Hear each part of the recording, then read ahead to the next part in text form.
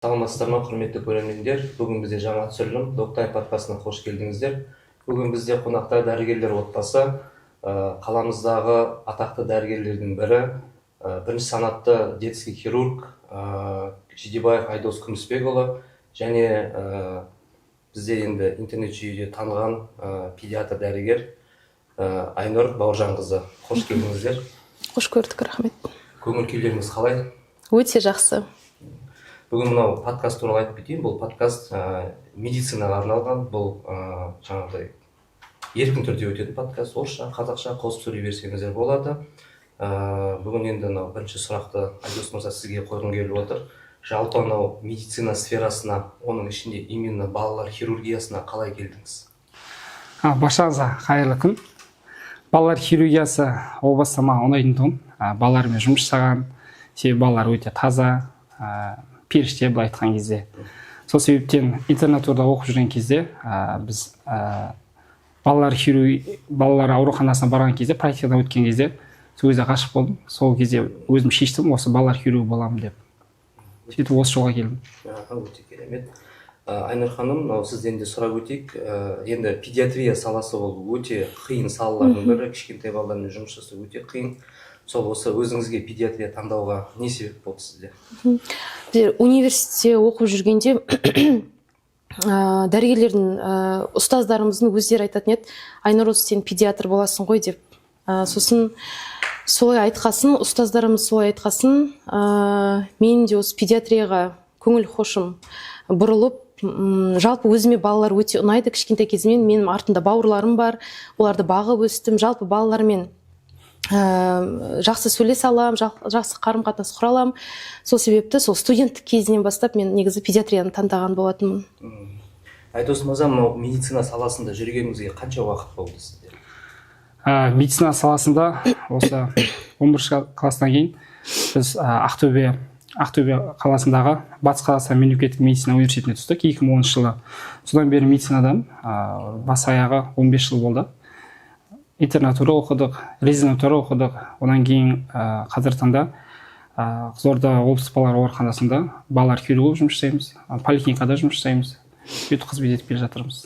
Енді мынау сіз айтып өткендей 15 жыл ол аз сұрау емес. Былай айтқан кезде адам былай өсе келе өмірге деген көзқарасы өзгереді. Енді 15 жыл медицинада жүрсіз, осы жылдар өте тәжірибе жинап жүрген кезде медицинаға көзқарасыңыз немесе өзіңіздің мамандығыңызға көзқарасыңыз өзгерді ме сол сәттен бері? Иә, әрине, бұл сала қызықты сала, өте әрқашан жаңа білімді қажет ететін сала. Жылдан жылға махаббатым ашып келе жатыр, тек қана өзім жұмысымды жақсы көремін. Айтқан кезде көзқарас тек оң жағынан ғана бар. Енді балалармен жұмыс жасап жатсыз, балалармен жұмыс жасау өте қиын негізінде. Кішкентай балалар, например, ауырып келген кезде қай жері ауырып тұр айта алмайды, сөйлемейтін балалар болады деген сияқты. Енді сіздің тәжірибеңізден, сіз детский хирург болғаннан кейін сіздер операциялар жасап жүргеннен кейін сізге кішкентай балалармен жұмыс жасаған оңайырақ па, әлде ересек балалармен оңайырақ па? Балалар мен ересектердің арасында емдеу тактикасы екі түрлі, былай айтқан кезде. Себебі балалардың организмі толық жетілмеген, бауыры, бүйрегі болсын, және балаларда иммундық жүйесі ол толық қалыптаспайды. Білеміз, біз вакцинация саламыз сол себептен. Және балаларда әрқашан емдік тактикада, мысалы үлкендерде стандарт ем беретін болса, балаларда салмағына байланысты килограммына миллилитр, килограммына миллиграмм өлшеп беріледі. Және де балалардың бір несі өзінің шағымын айта алмайды, кейде болады, тек қана жылау арқылы көрсетеді. Және біз бұл жерде ересектер қарағанда ерекшелік, біз тек қана науқаспен емес, сонымен ата-анамен бірге жұмыс жасаймыз. Сол жол ерекшеліктер сол жағынан болып табылады бізде. Айнұр ханым, сізден де сұрап кеткім келіп отыр. Сізге өзіңізге қай жас топтардың жұмыс жасаған ұнайды өзіңізге? Негізі мен педиатр болғасын, баланың дүниеге келгеннен бастап, кішкентай шақалақ сәбиден бастап 18 жасқа дейін қараймын. Әр жас тобы ерекше, әртүрлі. Маған әрине ыңғайлырақ қазіргі таңда кішкентай балалармен жұмыс жасау, бірақ сонымен қатар жасөспірімдермен де жұмыс жасаған өте қызықты. Өте керемет. Айдос мырза, жаңа айтып отырсыз ғой, сіз балалардың ата-аналарымен де жұмыс жасау керек болады деп. Енді бізде, например, мен офтальмологияда жүрген кезде бізге әртүрлі ата аналар келеді. Енді біздікі частный клиника болғаннан кейін бізде шамалы аздау обращение. Енді сіз мына мемлекеттік ауруханада жұмыс жасап жатырсыз, сізде и то жұмысыңыз экстренный шұғыл түрде жұмыс жасайсыздар. Сол кезде сізге қандай типті ата аналар көп кездеседі? Ата аналар типтері бойынша әртүрлі болып келеді. Біреу ата аналар келеді, үрейге, паникаға салынған. Бір ата аналар өте қатты оймен келеді. Бір ата аналар болады, бойында қорқынышы көп. Бірақ Құдайға шүкір, Қызылордада халық өте адекватты, өте сөзге, дәрігерге деген көзқарасы оң мәнді. Маған өз басыма тек жақсы ата аналар ғана жолығуда. Сөзге түсінетін, білім деңгейі жоғары, сондай ата аналармен жұмыс жасап келе жатырмыз. Сіз экстерде жаңа айтып отырып қой, сізде направлениеңіз енді детский хирургия болған, оның ішінде ортопедия да бар, экстерный хирургиясы да бар, травматология, урология, бәрі салалармен жұмыс жасауға керек болады. Сол жұмыс жасаған кезде сізде жұмыста бір эмоционалдық тұрғыда бір напряжение, сондай нәрселер кездесіп тұрады ма? Енді медицина саласы болғаннан кейін әрине кездеседі. Бізге ең ата аналардың бойында сұрақтардың ішінде жиі кездесетін операция қажет па, қажет емес па, немесе бұны басқаша консервативті емдеуге бола ма деген сұрақтар кездеседі. Және аталардың бойында көбінесе анестезияға деген қорқыныш кездеседі. Бұл наркоздан кейін оянбай қала ма, қалай өтеді. Одан кейінгі ата-аналардың бойында ауырсынуға деген қорқыныш болады. Сосын белгісіздік, ота қалай өтеді, емдеу барысы қалай өтеді. Сол жағынан бізде сондай жағдайлар кезіп тұрады. Әрине бұл жұмыс оңай емес. Анау ағылшында бар ғой, burnout дейді, эмоционалды шаршау, физикалық шаршау болады. Дегенмен де адам өз мамандығын жақсы көріп тұрса, сол әр уақытта өз білімін жетілдіріп тұрса, бұл қиындық туғызбайды деп ойлаймын мен. Енді мынау эмоционалды түрде шаршау деп отырық қой. Сондай кезде сізде енді жұмыста жүріп не шабыттандырады осы детский хирургияны әрмен қалай дамытуға, әрмен қарай жұмыс жасауға, күнделікті ұйықтап тұрып жұмысқа баруға деген сияқты? Ең бірінші кезекте шабыттандыратын дүние. Бұл жерде балалардың бір жақсы жері, нәтижені бірден көреміз. Балалар егер жақсы жасалып, ем жақсы қойылса, диагноз дұрыстап қойылып, ем жақсы жасалса, балалар тез нәтиже береді, тез ойнап кетеді. Келер күні жүгіріп жүрген көрсең, бір марқайып қаласың. Және де бізде ортамыз, бізде үлкен ағаларымыз бар. Бізге әрқашан үйретіп жүрген Төлеген Әлімжан Шағанбекұлы, Болат Үмбетиярович, Нұрбек Нұртаевич сынды ағаларымыз. Солардан біліп, үйреніп, тәжірибе алмасып, ақылын тыңдап жүреміз. Және солар бізді шабыттандырады негізі. Және ата-ананың алғысы ғой. Ата-ана егер рахметін айтып, риза болып кетсе, біз сол қанаттандырады бізді, айтқанда. Айнұр ханым, сізден де сұрағым келіп отыр. Мынау кішкентай балалардың денсаулығында, например, қандай бір өзгеше қалай айтсам болады, особенностьтер болады. Например, кейде болады, ата-аналар жаңағыдай айлық балалар, 6 айға шейін толмаған балалардың кейде көздерінде косоглазие болады. Сондай кезде мамалар ой, бұл нормальный нәрсе, болған өздігінен кетеді деген сияқты қате пікірлер кейде кездесіп жатыр. Сондай жиі кездесіп тұратын, жиі қате пікірмен жүрген ата-аналар сізде кездеседі ме? Өте жиі кездеседі, бірақ 5 жыл бұрын тіптен көп болды. Мысалы, қазір біздер ақпараттандырып жүрміз ғой, неше түрлі ғаламтор желілерінде ақпарат тек мен емес, басқа да педиатрлар бар, сауатты, адекватты, дәлелді медицинамен жұмыс жасайтын. Сол бәріміз жан-жақтан ақпараттандырып жатқандықтан ата-аналардың сауаты көбейіп келе жатыр, ашылып келе жатыр. Сол себепті басқа жылдармен салыстырғанда негізі аздау, бірақ әрине болады. Өйткені енді көбінесе осы педиатрияда балалардың ең жаңағыдай назар аударатын нәрсе ол баланың бойы мен салмағы, мысалы. Соған көп ата-аналар назар аудармайды екен, байқағаным. Баланың бойы мен салмағын баланы 12 жасына дейін ата-ана өзіне жазып, кәдімгідей түртіп отыру керек.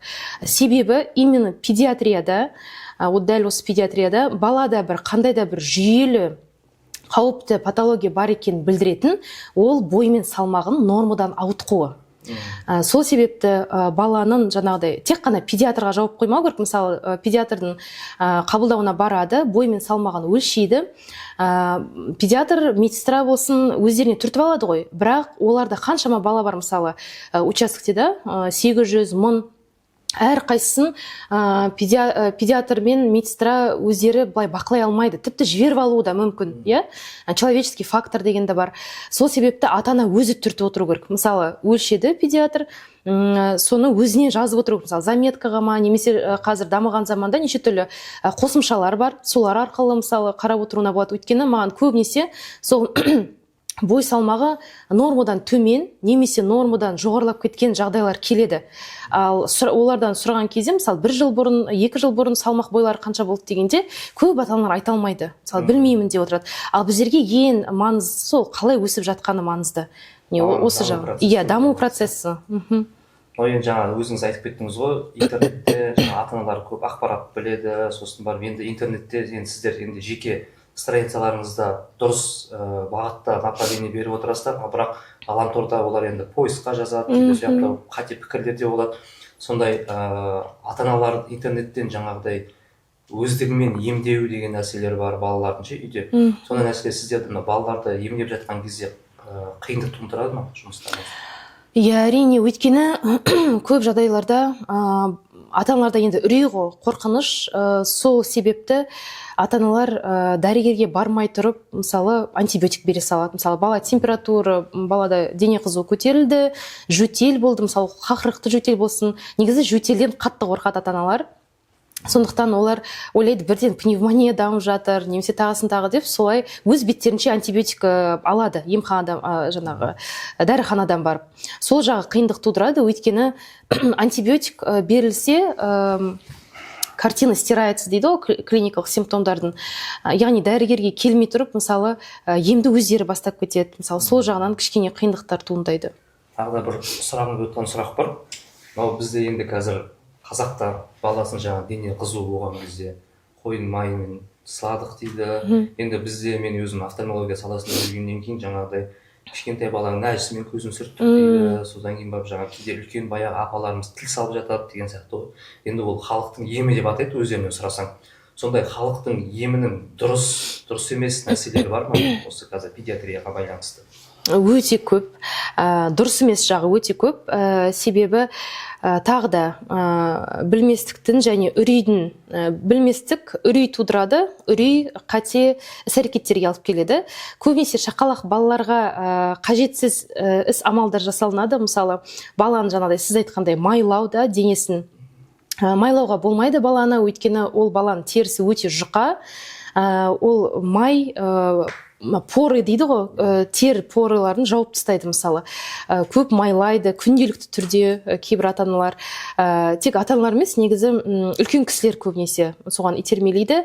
Сосын баланы күнделікті түрде тұзды суға, марганцовкаға түсіру мысалы. Сосын қымттай беру, баланы көп жиі қымттайды, салқын тиіп қалады деп, бірақ олардың бәрі қате іс-амалдарға жатады. Балаға максимально өзі дамуына, өзінің дұрыс физиологиялық дамуына кедергі келтірмеуіміз керек. Температурный режим соларды бақылап отырып киіндіруіміз керек, қатты ыстық қымтауға болмайды.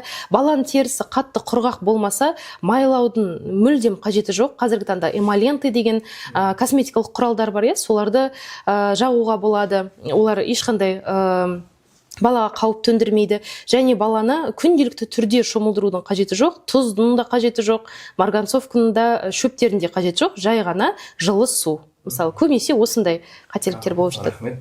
Енді Айдос мырза, біз енді жаңа халық емшілер тек қана сол педиатрияда ғана, басқа салада ғана жүрмейді. Олар сіздердің де енді сіз өткен жаңа травматологиямен жұмыс жасап жатырсыз ғой, былайша айтқан кезде. Сол травматологияда сіздер жаңа балалар қолы сынып кетеді, ашық сынуы, жабық сынуы деген бар, қолдың шығып кетуі деген сияқты нәрселер бар, жаңа сүйек буындардың. Сондай кезде сіздер жаңағыдай рентгенге түсіріп, немесе КТ-ға түсіріп, баланы нақтылап диагнозын қойып, барып ем шара жасап жатасыздар, бірақ кейбір ата-аналар оларды алады да сразу сынықшыға апарады. Соны ата-аналарға айтатын бір кеңесіңіз бар ма? Или олардікі дұрыс па, дұрыс емес па, соны түртіп өтсеңіз? Әрине, Қызылордада жалпы өзім қарсымын мұндайға. Себебі қаншама асқынулар көріп жатыр. Қисық бітіскен сынықтар, немесе дұрыс емес жасалған. Кейде болады, жай трещина болатын болса, мысалы, ығыспаған сынықтарды. Кейде ығыстырып алып келеді. Кейде болады, бізде рентген түсіреді, гипс салу керек. бірақ ол қазір емшіге барып келейін деді да, емші қолын қозғалтқан кезде кейде оны одан сайын асқындырып жібереді. Сондай ситуациялар кездеседі. Әлі мен жеке өзім қарсымын. Қазір мына заманда, дамыған заманда рентген тұрса, КТ аппарат тұрса, оқыған маманда тұрса, бірінші соларға қаралу керек. Біздің еліміз былай өте керемет қой, бәрі тегін, жедел шұғыл түрде барсаңыз барлығы қаралады, 24/7 жұмыс жасайды. Менің ойымша сол маманға бару керек деп ойлаймын, жеке пікірім. Енді мынау біздің де диалогымыз жаңағы сыныққа және отаға қарай бара жатыр ғой. Енді өзіңіздің тәжірибеңізде ең алғаш жасаған отаңыз есіңізде ме? Ең алғаш жасаған отамыз марқұм Кежалина Роза Амиржановна Пупошин Грижа берген, резидентурада оқып жүргенде 2017 жылы. Сол әрине сол есімде. Былай Қызылорда облысында ең бірінші Махамбетияр Болат Үмітиярович аппендицит жасауға берген, доступ былай айтқанда жаса. Оған дейін жасайық, қасымызда аға дәрігер қарап тұрады, сол кейде ассистент болатын еді ғой. Жеке өзіме тапсырды, өзін жасап шық деп. Сол сәтті ұмытпаймын. Әлі еске алсам, андай ыстық сезіммен еске алам, сол ағамызға мында бір рахмет. Сол қолдауына. Енді мынау сол жасап жүрген оталардың арасында есіңізде қалған ең қиын ота бар ма? Ең қиын операция бізде, мен білем, осы орайда айтқым келеді, панкреонекроз болды. Балаларда негізі кейсе болмайды ол. Сол кезде сол ота бізде екі ағамыз көмектесті. Негізі алғасын мұнда бір рахметімді айтамын ол ағаларыма. Жаңағы Әлімжан Шағанбековичке және Нұрбек Нұртаевич ең бірінші отасын жасап, сонда емдеп, соңына дейін шығарып берген. Бұл жедел панкреонекроз негізі көбінесе өлмей аяқталады. Сол бала қазір шүкір жағдайы жақсы. Сол ота мен үшін ең қиын ота деп өзім санаймын. Айнұр ханым, мынау сіздің тәжірибеңізде ең алғаш қабылдаған сәби есіңізде бар ма? Немен келді? Или профилактикалық осмотрда болды ма? Ақтөбеде сол оқып жүргенде, стационарда жүргенде ең есімде қалған және алғаш пациенттердің бірі ол жаңағы цирроз, бауыр циррозымен жатқан бала. Өте қатты есімде қалды. Терминальная стадия болды. Өте ауыр халде болды. Сол бала есімде қалды. Мынау жаңа айтып отырмын ғой, шабыт деп. Мен де өзім анау баста 2018-де облыстық балалар ауруханасында приемда жүрдім, педиатр болып. Сол кезде жаңағыдай эластофиброзбен бала келіп, сразу дыханиесі тоқтап, оны реанимировать етіп, сол реанимациядан кейін баланың жаңағыдай жағдай жақсарып, одан кейін әрмен қарай Астанаға отаға алып кетіп, бала жаңағыдай қалай айтсам болады, ата-аналардың рахметі шексіз, айына бір рет келіп, атасы келіп рахмет деп айтып келіп тұратын, деген өмірін құтқарып қалдыңыз деп ше. Сондай сәттер болған кезде мотивация береді ғой, жұмыс жасауға, әрмен қарай шабыттандырып. Сізде мынау қазір күнделікті жасап жүрген отадан кейін қалай өзіңіз мотивировать етесіз ота жасауға? Мынау бізде атақты ғалым профессор бар, Котловский деген, сол айтады, бір қиын затты көп жаса дейді, қашанға дейін, ол қарапайымға айналғанға дейін дейді.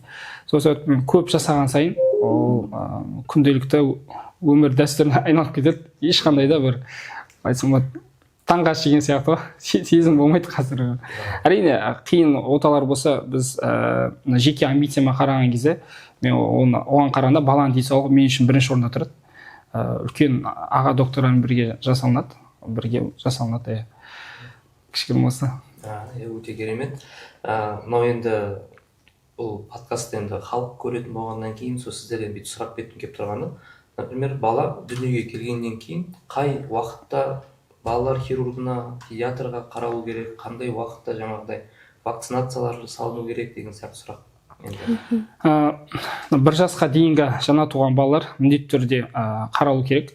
Бізде бір айында міндетті түрде өзі хирургқа, педиатр, жаңағы кім бар, офтальмолог та қарайды, невролог қарайды, УДЗ-ге түсіреді, жаңағы ультрадыбыстық зерттеу, мысалы жүрегінде бір ақау болса жүрегін тексереді, НСГ дейтін нейросонография, невролог көреді, барлығы қарау керек. Және біз жеке өзім бір айында, 6 айында, 1 жасында қаралады, мен жеке өзім 3 айында тағы шақырам. Неге дейсіз ғой, себебі балалар жаңа дүниеге келген уақыттан 1 жасқа дейін 1,5 есе бойы өседі, 25 сантиметрден бой қосады. 3 есеге дейін салмақ артады. 3,5 килограмм болса, 10 килограмм болып тұрады. Сол уақыт аралығында даму этаптарында ешқандай қарап бақылап отыру керек. Бала сау болса да, оны әрқашан көз жеткізіп отыру керек. Айнұр ханым, мынау профилактикалық вакцина байланысты пікірлеріңіз бар. Қазір мен айтып өтейін да, баланы жаңа айтып өттім ғой, көбінесе дамуын қатты мән бермейді көп жағдайда, иә. Жалпы балада ешқандай шағым болмаса да, баланың бір жасына дейін ай сайын апарып тұру керек педиатрға. Тіпті ешқандай шағым болмаса да, 1 жас пен 2 жас аралығында әр 3 ай сайын, 2 жас пен 3 жас аралығында әр 6 ай сайын, ал 3 жастан кейін жасөспірім шақ аяқталғанша дейін жыл сайын қаралып отыру керек. Ешқандай шағым болмаса да. Себебі неше түрлі аурулар бар ғой, қатерлі ісіктер де, басқа да аурулар бар. Мысалы, соларды жіберіп алмау үшін, уақытылы диагностика жасау үшін осылай көрсетіп отыру керек негізі баланы. Вакцинацияға келетін болсақ, вакцинация алғашқы бірінші жылында көбінесе жасалады.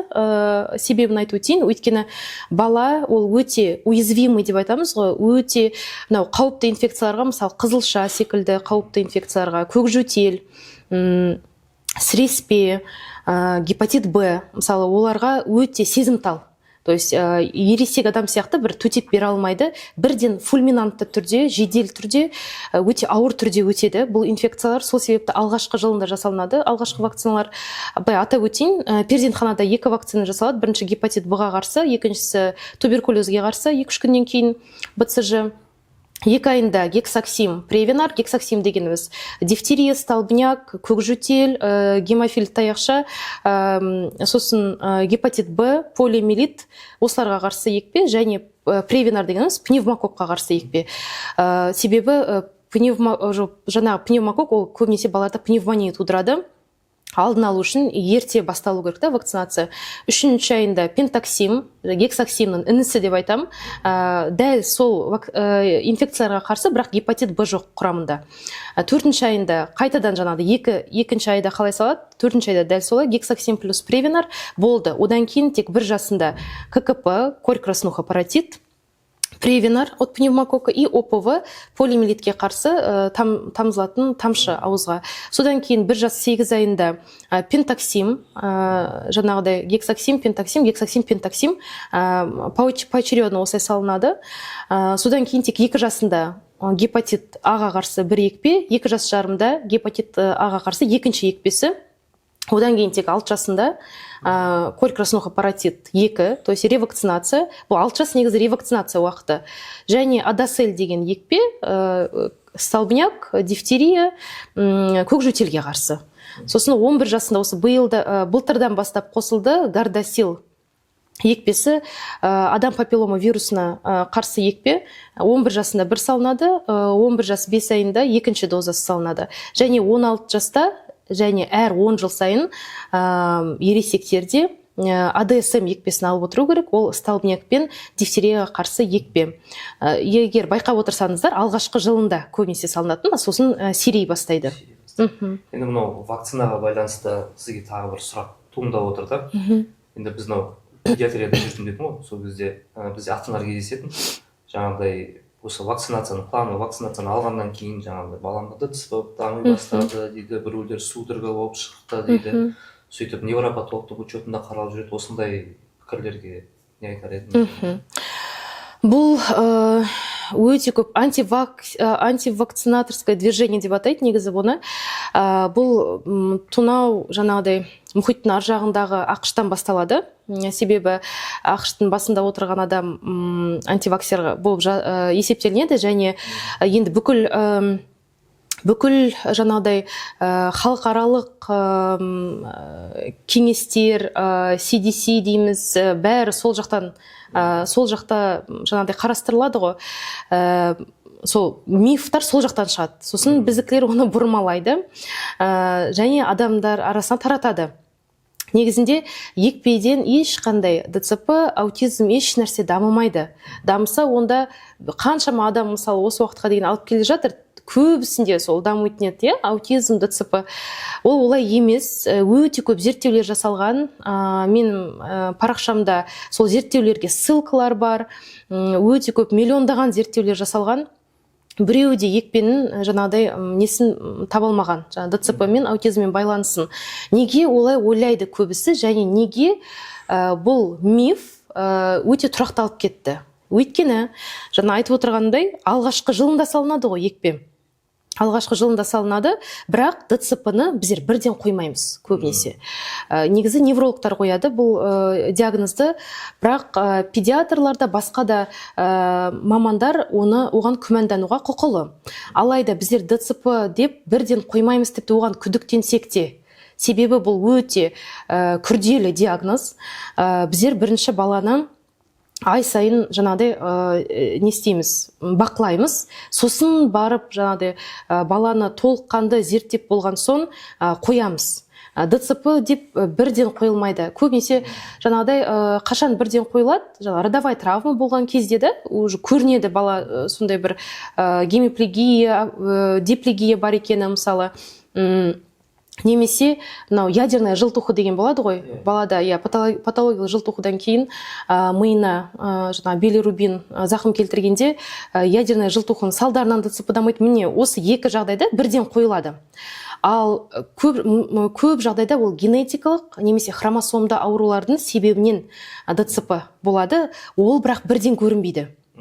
Ол қашан көріне бастайды? Балада мынау белсенділік, еңбектеу, жүру, отыру секілді дағдылар дамитын уақытта. Мысалы, ол 8 айдан кейін әдетте 8, 9, 10 ай. Ал оған дейін бала негізгі екпелерді алып үлгереді. Сосын сол уақытта баланы бақылайды дәрігерлер, әлі күдіктенеді мысалы ДЦП-ға, бірақ сосын әбден жаңа консилиум жасап, бәрі бір ауыздан бар балада ДЦП деп қойғанда, уже бұл бала мынау екпелерді алып алды ғой. Сосын ата-аналар сол екпеден көреді. Ол бірден дамымайтын нәрсе болғандықтан, как будто бір анау екпенің себебінен дамыған сияқты. Бірақ ол о бастан бар нәрсе, просто біздер ДЦП деп бірден айта алмаймыз. Өйткені ол өте күрделі диагноз. Біздер ата-аналарды олай күдіктенгеннің өзінде бірден қоймаймыз. Ата-аналарға үрей тудырудың қажеті жоқ. Әбден көзіміз жеткенше невролог болсын, генетик, тағы кім, мысалы офтальмолог та, хирург та, бәріміз, мысалы ортопед бәрі бірге қосылып, бар, осындай ауытқуды көріп тұрық деген кезде ғана біздер нақты жаңағыдай осындай диагноз айтамыз. Ол ДЦП-ға қатысты. Енді аутизмға қатысты. Аутизм көбінесе не ол? Коммуникативті дағдылардың болмауы балада, Коммуникативті дағдылар дегеніміз не? Мысалы, біздер бірімізге қарап сөйлесіп отырмыз, көзбе-көз контакт бар, ал аутизм кезінде балада ондай контакт мүлдем болмайды. Ол бала ата-ананы бір адам ретінде қарамайды, зат ретінде қарайды көбінесе. Себебі көзбе-көз контакт жоқ, өзінің атына жаңағыдай жалт қарамайды, яғни адам жоқ сияқты жүреді. Жалғыз өздері жүргенде жүреді. Ал бұл дағды, жаңағыдай коммуникативті дағдылар, ол балада сәби кезінде байқалмайды ғой, ол көп жағдайда. Көп жағдайда аутизм деп, расстройство аутистического спектра деп біздер 1,5 жасынан кейін қоямыз, әдетте 2 жастан кейін. Себебі осы сөйлеу дағдылары, коммуникатив дағдылары сол уақыттан кейін бастап біліне бастайды. Яғни ол дағдылар норма уақытта сол уақыт дамитын, сол уақытта ол дағдылар балада жоқ, демек жаңағыдай расқа под вопросом, то есть күдік, ал ол қаншама уақыт, мысалы осы уақыт ішінде ол тағы да жаңағы негізгі екпелерді алып үлгірді. Енді ата-аналар болсын, басқа адамдар болсын, мысалы көбінесе біздер екпені қалай айтуға болады, крайний қылып қойғанда, басқа еш нәрседен көрмейді осы екпе деп.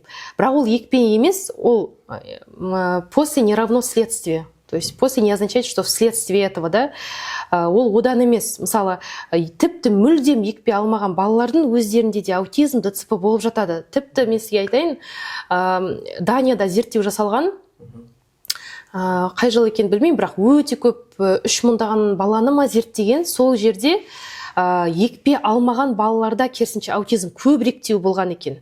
Екпе алған балалардың. Сол себепті бұл жерде просто сол уақытқа байланысты. Бұл жерде шешім шығаратын ол уақыт. Маңызды нәрсе уақыт. Сіз жаңа аутизм деп, аутизм қозғап кеттіңіз, мен де бір статьядан оқыған болатын едім. Баяғы кезде телефон, жаңағыдай гаджеттер жоқ кезде енді Нью-Йорк Таймстағы информацияны үлкен адамның өзі 1,7-де қабылдайды екен информацияны. Ананың құрсағында дамып жатқан балада енді информация не қабылданады ғой аяқтада. Солар қазір енді интернет дамығаннан кейін, гаджет дамығаннан кейін 24 сағаттың ішінде информация алып жатыр дейді да олар. 24 сағаттың ішінде бір апталық информацияны алады дейді кішкентай балдар.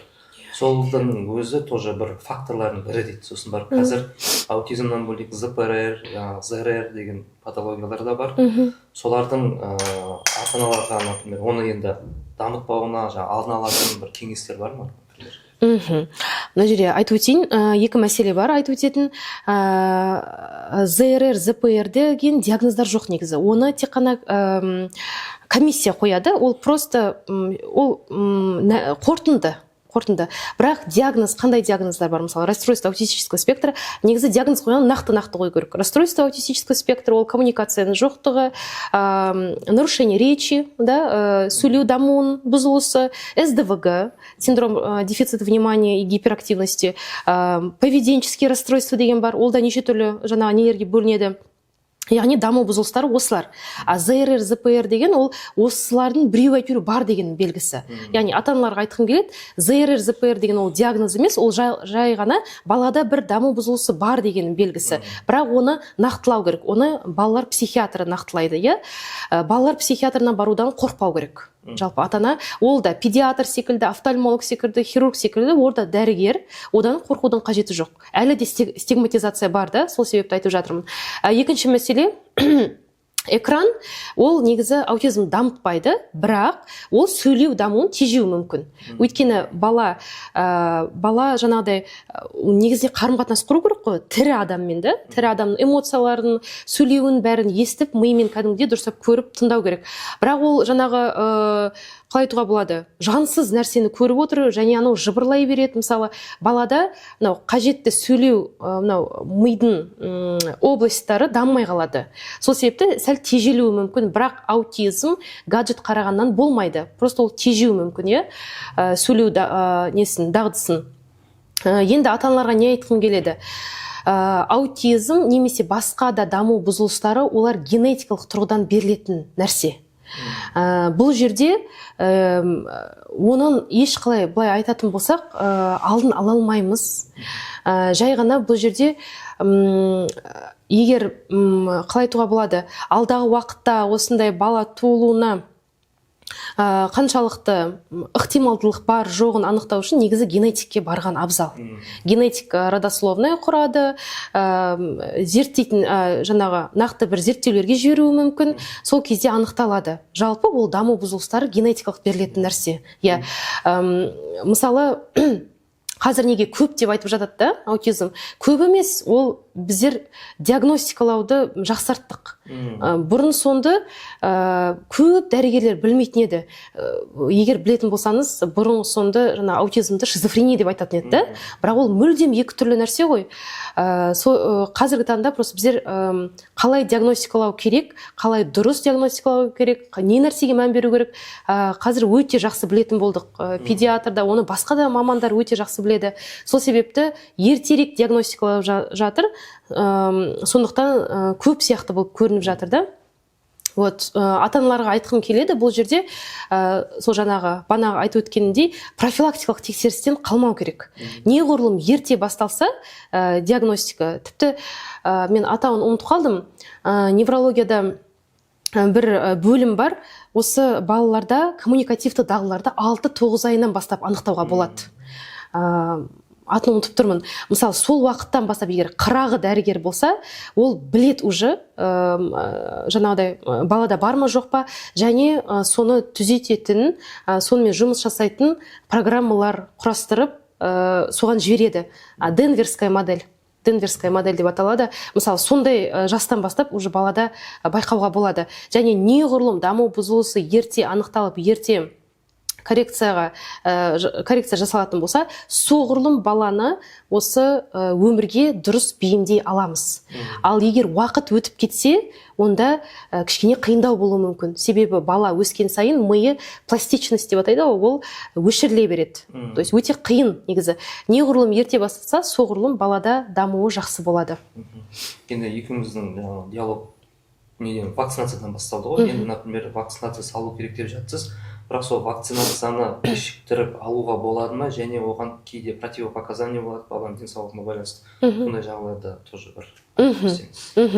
Екпелерге қарсы көрсеткіштер ондай көп емес.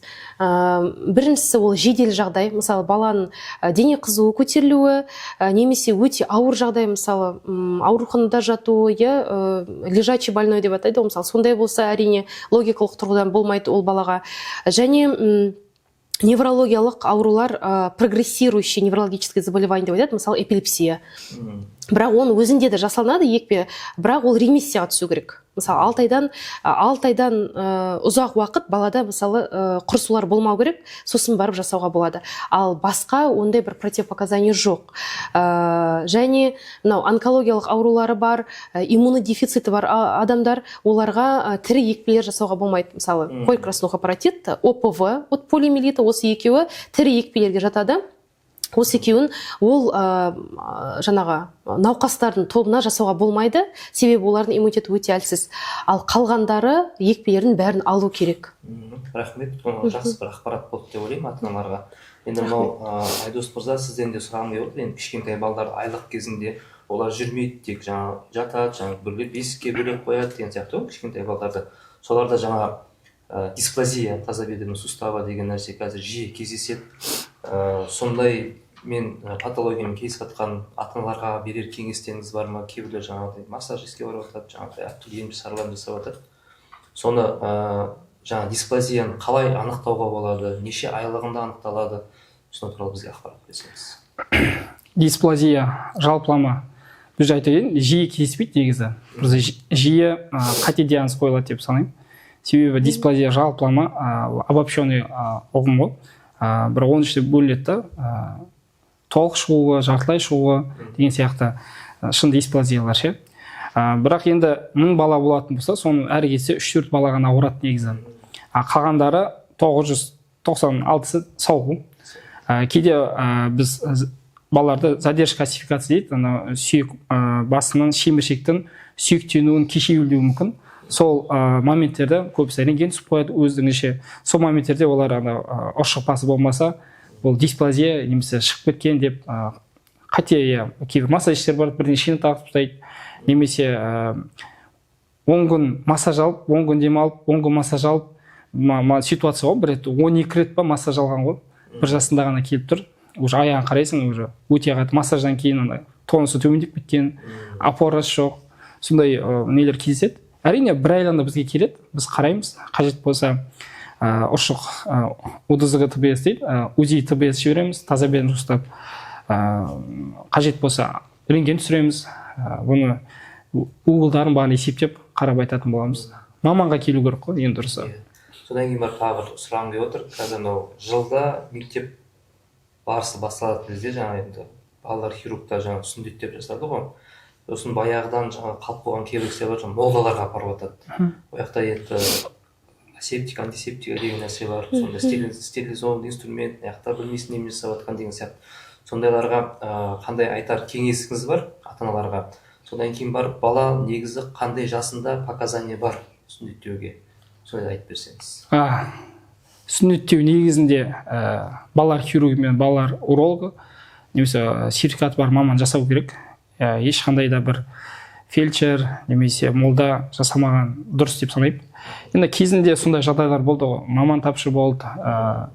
Енді ол замандарда асқынулар жиі кездескен, бірақ әлеуметтік желі жоқ, айтылмаған асқынулар болған, қаншама рубеция тытықтар болған, басын кесіп болған кездерде кездескен. Биылдың өзінде де бұлай кездеседі.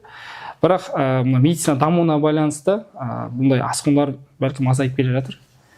Маманына енді жасаған жас ерекшеліктері бір кейде айтады ғой, жасына қарамайды деп. Мен жеке пікірім, бала 5 жастан кейін жасаған дұрыс деп ойлаймын.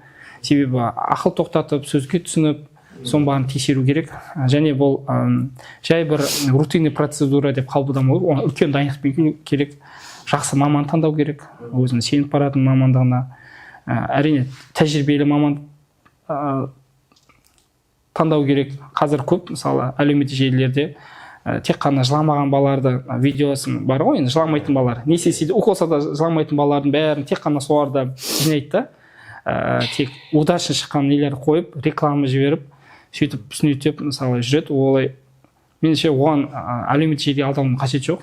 Шын тәжірибесі бар, дұрыс бұрыннан сарафан радио дейді ғой, сонымен аты шыққан дұрыс маманға келген дұрыс деп ойлаймын. Біздің Қызылордада балалар ауруханасында бүкіл хирургты айтар едім, тәжірибелі, өте жақсы жасайды, көргені көп деп, сол мамандықтар келу керек. Өте рахмет. Мысалы айта кетейін, әшейінде баладан қорқады, мысалы да бір басқа күндері тігісте алмайды, бірақ тек қана сүннетке енді көбісі рахмет айтатын болған үшін тек сол кезде ғана баламен айналысатын адамға менің ойымша жеке пікірім қажет емес. Тек қана сол ақша үшін ғана сүннеттейтін адамды.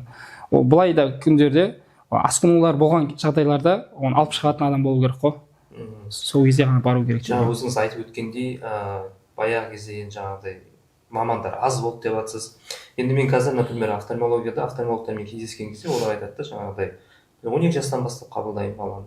Мүлдем 18 жастан бастап қабылдаймын дейді. Қазір біздің мынау облыста, Қызылорда облысы, Қазақстан бойынша кішкентай балалармен жұмыс жасайтын дәрігерлер қалай ойлайсыз, жеткілікті ма, жеткіліксіз ба? Әрине, балаларға қарағанда көбісі енді автоматты түрде қорқады негізі. Балалар саласында үлкендерге қарағанда маман тапшылығы бар, сезіледі.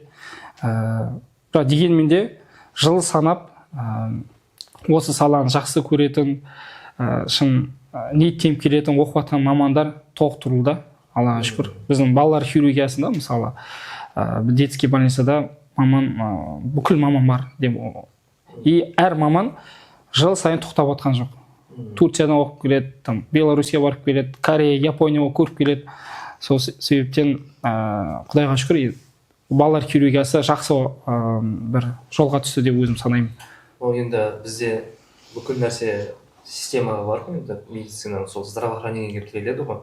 Например, біз енді мен өзім жекенем, мен кішкентай балалармен де үлкендермен де жұмыс жасаймын да. Маған, например, үлкен кісілер қазір бізде страховая система, бізде медицина. Страховой медицинаны үлкендерге бір қиыншылық туындыратыны бізде жаңағыдай ол портал бойынша, яғни тегін келіп ота жасата алмайды операция. Олар жаңа страховка жоқтар деген сияқты. Сондай медицинаның здравоохранениенің системасы сіздердің бір кішкентай балалармен жұмыс жасауға бір кері әсерін тигізетін сондай жерлер бар ма сіздерде? Аллаға шүкір, балалар саласында бізде елімізде мемс жүйесі, мынау 18 толмаған балалар, жүкті әйелдер, зейнеткерлерге барлығына мемс жүйесі тегін, бізде төленбейді. Бір жақсы жері мемлекет өзі қамтамасыз етеді. Көмектің барлығы бізде тегін түрде жасалады. Енді тиімділік болады, кейде бізде қиын ситуациялар, жұмыста ұзақ қалатын кездер болады, мысалы суткілеп 32 сағаттап кезекшілікте болатын күндер болады. Енді жұмыс болғаннан кейін солар бір қиындық туғызбаса, былай жұмыс жасауға бізде жағдай жасалған енді біздің ауруханада. Жалпы мынау сіздерге, например, бір билік берсе қолдарыңызға, осы система здравоохранениеда бір өзгерткіңіз келетін, или бір қосқыңыз келетін нелер бар ма, кеңестеріңіз? Мен өзім қалаймын жалпы, әр 6 ай сайын ба бір маманды демалыстан бөлек уақытта оқуға жіберіп тұрса. Астана болсын, біз 3-ші категория больница жатады, негізі категория, 4-ші категория. Астана, Алматы ұлттық орталықтар бар, медициналық, соларға болсын 10 күндік, 1 айлық оқуға жіберіп тұрса, шетелге жіберіп тұрса, жылына бір рет нұр үстіне нұр болар деп ойлаймын. Негізі сол. Сіз айтып жатсыз ғой, жаңа 32 сағат, 36 сағат, например, жұмыста жүреміз деп, жаңағы 1,5 сутка дейді, дежурить етесіздер, кейде 2 сутка қалып қоясыздар, экстренный ота болады. Үй вообще жалпы айтқан кезде үйге тек кейде ұйықтауға ғана барасыздар ғой. Сондай қиыншылықтар болған кезде кейде бола ма мындай жағдайлар? Мен осы жұмысты қоямын, мен тастап кетемін деген сияқты сәттер кездесіп тұра ма? Жеке өзімде жоқ. Менде тек қана мынандай ғой, burnout дедім, бағана физикалық қажу дейді ғой. Бірақ ондай болмас үшін әрқашан жаңа білім алып тұру керек. Білімді адам шешімдер тез қабылдайды, байқаған. Сосын дұрыс орта керек, дұрыс мамандар керек, үйрене алатынбыз, бізге үйретері бар, ақыл айта алатын адамдардың қасында жүру керек. Әрине мен облысы бала ауруханасы жұмыс жасағаннан кейін бізде онда мамандар құдайға шүкір жетеді, бізге ақыл айта алатын, үйрете алатын, көрсете алатын мамандықтар бар. Екінші, әрқашан ізденісте болу. Жеке өзім бір кітап бітірсем, келесі кітап оқимын. Бір подкаст бітірсем, келесі подкаст қараймын. И тек қана осы қызығушылық бар. Қызығушылық бар кезде білімге деген андай не болады бізде, тоқтамау керек қой. Ерде мысалы мынандай болады, стагнация дейді ғой, бір орында қалып қойса, ол тез адам шаршайды ондайдан. Соны алдын алып отыру керек қой. Және біз сол орын толықтырып отыру керек қой. Қажет кезде мысалы 38 сағат үйде болмасам, келесі күні барған кезде балалармен бірге ойнау, отбасымен көңіл бөлу, жағдай жасау деген сияқты, физикалық спортпен заниматься ету, және өзінің жеке хоббиларын болу, соның барлығы соны компенсировать етеді негізі. Енді мынау сіз қазір енді менің білуімше сіз енді жаңағыдай облыстық балалар ауруханасында жұмыс жасайсыз, тағы да анау железнодорожный больницада прием жасайсыз. Енді мен өзімде былайша айтқан кезде не айтқым келіп отыр, мен, например, мемлекеттік больницада да жұмыс жасадым, частныйда да жұмыс жасадым. Маған частныйда жұмыс жасау өте тиімді болды да мен частныйға кеттім. Сол разница бар ма? Қайсысында оңайлау немесінде, қайсысында жаңағы заработок жоғарылау болуы мүмкін деген сияқты. Енді мынау мақсатқа байланысты. Егер де тек ақша мәселесін ойлайтын болса, әрине жекеде жұмыс жасаған жақсы. Бірақ кейде әзілдеп айтамын, мен миллионермін деп. Себебі мен өзімнің балалар ауруханасы ең абыройлы жер, авторитетті жерде жұмыс жасағаныма, мысалы ойша түрде 1 миллион теңге қосам. Сосын әрқашан даму үстіндемін ғой. Әр күн сайын бір зат үйреніп жатырмын. Тәжірибе үйреніп жатырмын, білім арттырып жатырмын. Сондай орта бар. Оған 1 миллион қосам. Және де жаңа авторитеттік жер, жаңа ағаларым бар мен күшті үйрететін. Солар қасында жүрген үшін 1 миллион. Сонда мен ойша түрде 3 миллион теңге мен зарплатам қосылады ғой, алатын жалақыма. Сонда мен миллионермін да. Сондай ойлар маған көмектеседі.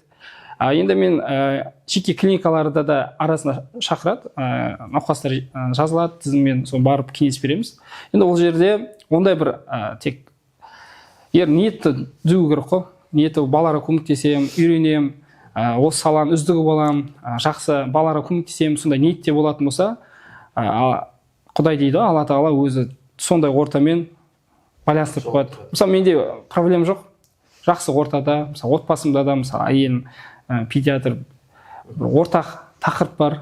Сондай немен қоршалғанмын ғой. Сол себептен мен әрқашанда көңілді жүремін. Тек қызығушылықпен жүремін. Менде выгорание болмайды дейсіз ғой. Иә, шүкір болған емес. Осы жерде айтып өтейін, жаңағы негізі екі жерінде плюс-минустары бар негізінде. Мемлекеттік емханада әрине неше түрлі пациент келеді, неше түрлі патологиялармен, сол жағынан жақсы және тәжірибе жинау үшін, бірақ дәрігерлерге өте қиын, себебі ол жерде уақыт тапшы. Жаңағы пациентке көңіл бөлгің келеді, толыққанды мысалы тіпті дәл осы педиатрияда мысалы баланы шешіндіріп тексеруіміз керек. Бүкіл жаңағы мен айтамын әріптестеріме бүкіл тесігін қарауымыз керек та балалардың. Толыққанды тексеруіміз керек, себебі кішкентай бір нәрсенің өзі ол үлкен бір проблема болуы мүмкін балада. Ал оған мемлекеттік емханада өкінішке қарай ол дәрігердің өзін нал деп айтуға болады.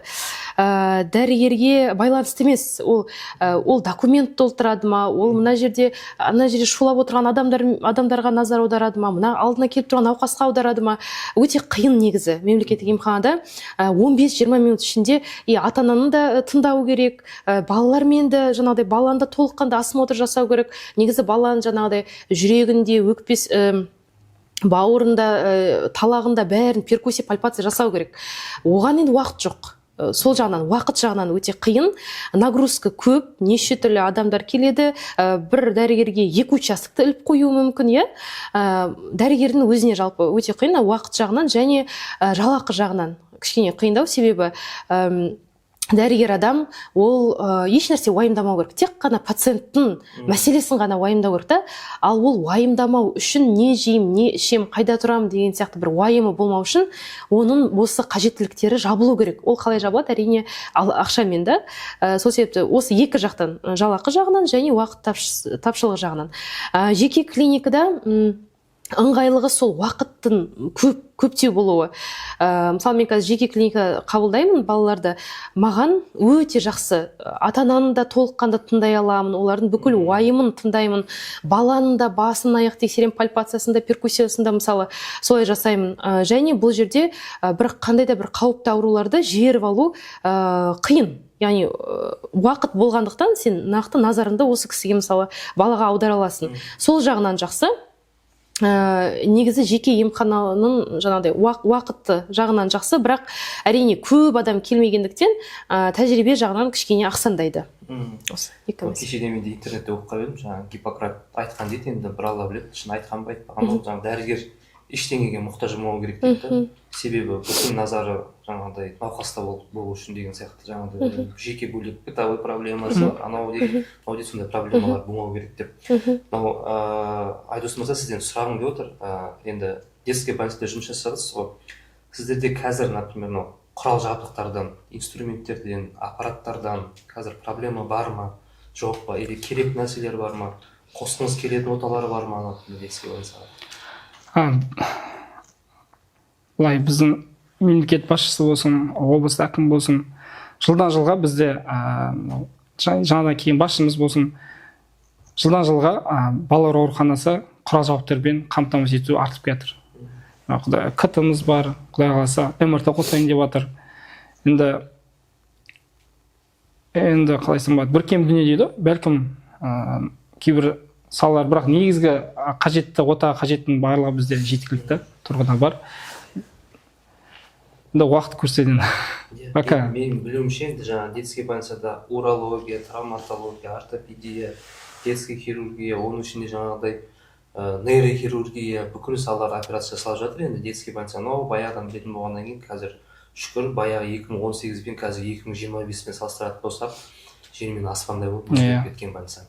Енді мынау былайша жалпы халыққа, ата-аналарға, жаңағыдай, енді сіз бағана айтып кеттім ғой, ата-аналардың типтері әртүрлі болады. Жаңағы кішкентай баламен жұмыс жасағаннан кейін оның ата-анасымен сен жұмыс жасауың керек, ата-анасына түсіндіру керек, одан балаға түсіндіру керек деген сияқты. Ата-аналарға беретін кеңестеріңіз бар ма, халықтың жалпы? Жалпы кеңес өздігінен ем қабылдамау, өздігін жаңағы антибиотик бермеу деген сияқты, дәрігер қаралу керек. Вакцинациядан қашпау керек, уақытылы алу керек.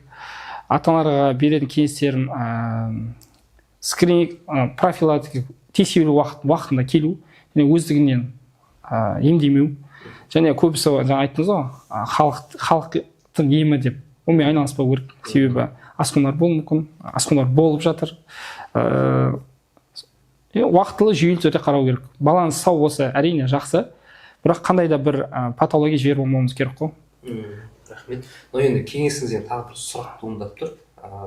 Кейде болады ғой, бала үйде жүреді, жаңағы бытовая травма дейді, жарақат алып қалады бала. Сондай кезде скорый келем дегенше, немесе өздігінен больницаға баланы алып келем дегенше, ата-аналар үйде қандай профилактикалық несе қабылдаса болады?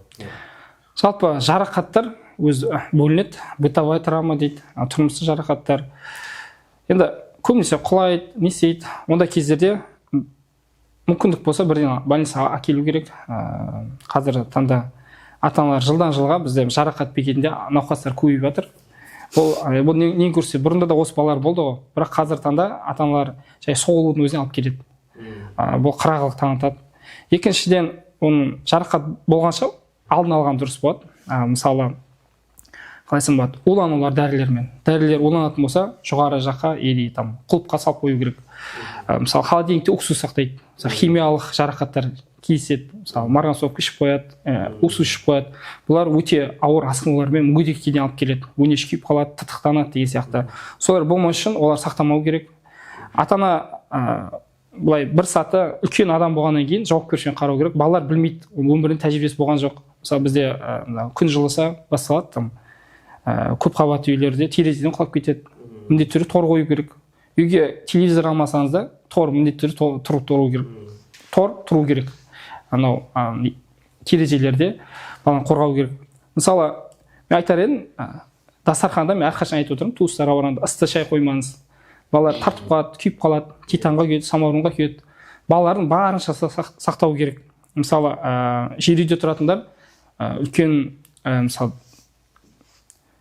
әжетханасыз далада түсіп кетуі мүмкін, иә. Сол себептен арқан жауып тұру керек. Баланың біз андай жарақаттан сақтауымыз керек қой. Біз өйткені үлкенбіз, жауапкершілік бар, біз тәжірибеміз бар. Мысалы, кейбіреулер кішкентай балаларда өзін мектепке жібере салады. Сол моменттерде мысалы жол көлік қағып кетеді. Сол моменттерде біз қарауымыз керек. Басқа жұмысын бәрін қысырып қойып, міне бір бала мектепке апарып, үлкен адам алып келіп, жолда жүгірмеуді үйрету керек.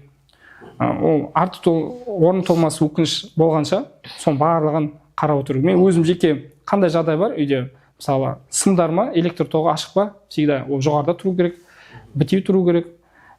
Біз сақтауымыз керек қой балаларды. Ұсақ заттарын жұтып қояды кейде.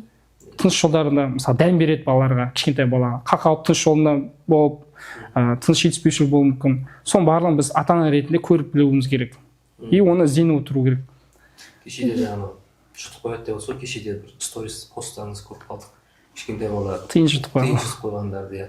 Сондай жағдайларда, например, ол бала сөйлемейтін бала болса, ода бір қандай симптомдар пайда болуы мүмкін? Тыныс жолына кетсе міндетті түрде бала шашалады. Біз су ұйып қалса шашалады. Шашалып, көгеріп, сондай белгілер болады. Өнес жолында бір тұратын болса, бала ауырсыну, өз көрсететін ауызынан сілекейдің көп бөлінуі, сондай белгілер болады. Кейде бұл батарейка жұтып, ол өз кезегінде алып тастамаса үлкен дәрежеде күйік береді. Соның бәрін біз ата-ана ретінде жерде ұсақ зат болмау керек, құлайтын зат болмау керек. Мысалы, көп жарақатын сақтау керек. Мысалы, балалар, үлкендер әсіресе, жаңа туған бала қозғалмайды, аунамайды. Бірақ кейін 4-5 жасынан аунап бастағанда диваннан құлатып, басының сызықты сынықтары болады, бас жарақаттары. Соның барын біліп отырып, сол моментке келгенде жерге ұйықтау керек. Деген сияқты соның барын біз бала үшін бүкіл қауіпсіз ортаны біз ұйымдастыруымыз керек қой. Балаға міндетті түрде. Бұрында бізде болат қанатпен айтатын, бізде профессор Ақтөбеде мал, шал, қонақ қазақтың 3 проблемасы деп. Малды жайғайды, күйеуі бар, қонаққа барады, бала 4-ші орынға алып қояды деп. Біздің баланы 1-ші орында тұру керек қой. Өйткені Алланың берген аманаты алдын алу керек қой. Рахмет көп. Мынау енді біз интернеттен үйде көріп жүреміз, сіз үнемі ізденіп жүресіз. Үнемі жаңағыдай медицина сфераның кітаптары болсын, художественный литература болсын, қазақ тілінің әдебиеті болсын, сондай кітаптар ізденіп оқып жүресіз. Мынау бізде қазір оқып жатқан мамандар бар, оқуды бітіріп жатқан мамандар бар, резиденттер бар деген сияқты. Сондай мынау жаңадан келіп жатқан дәрігерлерге өзіңіздің берер кеңестеріңіз бар ма? Студенттерге ма? Студент болсын, мынау бітіріп жатқан, енді келіп жұмыс жасап жатқан мамандар болсын. Мен жеке пікірім, оқу керек, жақсы тәлімгер табу керек, тәжірибелі, соны артынан жүріп үйренетін. Екінші, ағылшын тілін үйрену керек міндетті түрде. Сосын бұл хирургия саласында бұл теория мен тәжірибені ұштастыратын жер ғой. Әрқашанда түнгі кезектер болсын ерінбей келу керек. Тірі тәжірибе жинау керек қой. Сондай кішігірім кеңесімді айтамын. Айнұр ханым, сіздің қосар кеңестеріңіз бар ма? Халыққа ма, кімге? Халыққа халыққа айтсаңызшы. Халыққа айтарым, көбінесе мен педиатр болғандықтан нені байқаймын, ата-аналар өздерінің денсаулығын соңғы орынға қояды. Байқағаным, мысалы балаларға неше түрлі дәрумендер бергісі келеді, баланың дамуына, әрине ол дұрыс, бірақ қабылдау кезінде аналардың шаршаңқы түрін, көздің астындағы жаңағы көгеру, соларды байқаймын. сұрастыра келе олар өздері скринингті жаңағыдай тексерістен өтпейді екен, яғни бала деп шауып қалады. Мен ата-аналарға айтарым, бірінші өздеріңді бірінші орынға қойыңыздар, себебі сіздердің денсаулықтарыңыз нашар болса, сіздер балаларға қарай алмай қаласыздар. Емханаларда болсын, жалпы ақылы клиникаларда болсын, міндетті түрде скринингтерден өту керек. Ол не, былай атап өтейін да, түсінікті болу үшін.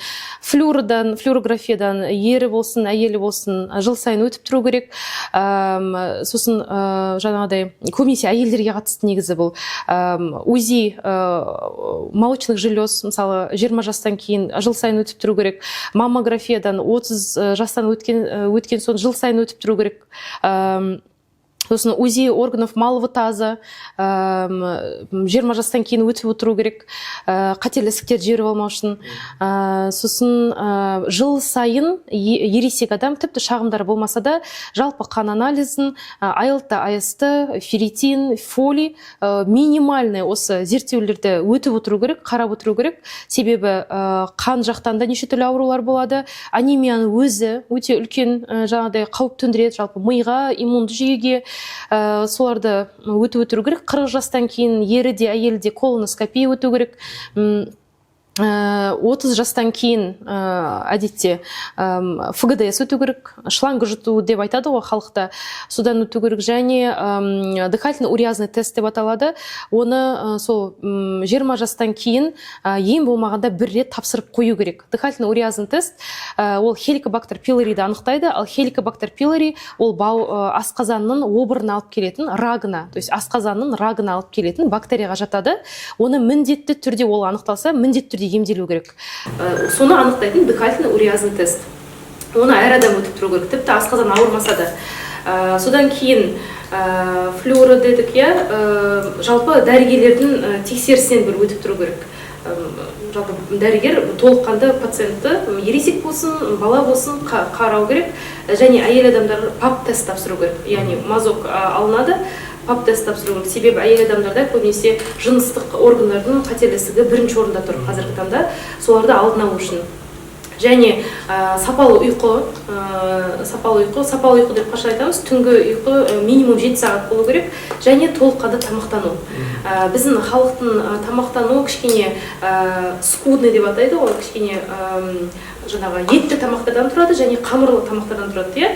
Бірақ біздер оны кеңейтуіміз керек. Көбінесе көкөністер, клетчатка деп атаймыз, жемістер, соларды көбейтуіміз керек.